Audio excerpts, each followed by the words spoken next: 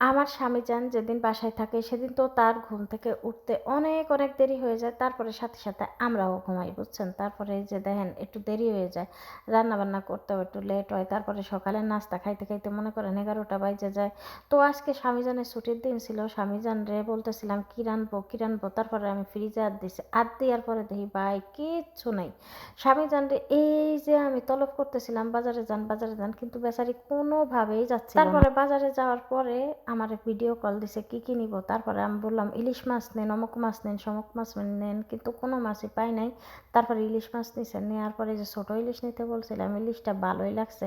এখন এই ভাই শুনেন আর একটা কথা, এদিকে আমার এমন খিদে লাগছে জানেন না, খিদার জ্বালায় আমি আর বাঁচতেছি না। তারে বারে ফোন দিছি যে ভাই একটুখানি তাড়াতাড়ি আসেন, কিন্তু সে গেছে ঠিকই সময়ে বাজার আনতে, কিন্তু আসতে তার 4টা বাজছে।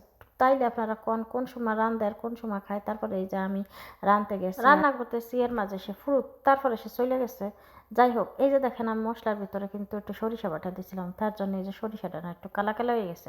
তো যাই হোক, দেখেন এই যে আমার রান্নাবান্না কেমন। তো এই রান্নাটা এত মজা হয়েছিল ভাই, বিশ্বাস করেন, ক্ষুধা পেটে খাইছি, মানে বাচ্চা এত পরিমাণে খাই ফেলছি যে আমি রাতে না খেয়ে এখন শুয়ে রয়েছি। তো ইলিশ মাছটা ভাজতেছিলাম, নাকে কিন্তু একটা সুন্দর ঘ্রাণ আসতেছিল, মানে সেই মজার তরকারি হয়েছে জানেন না, এত মজা হয়েছে আহারে।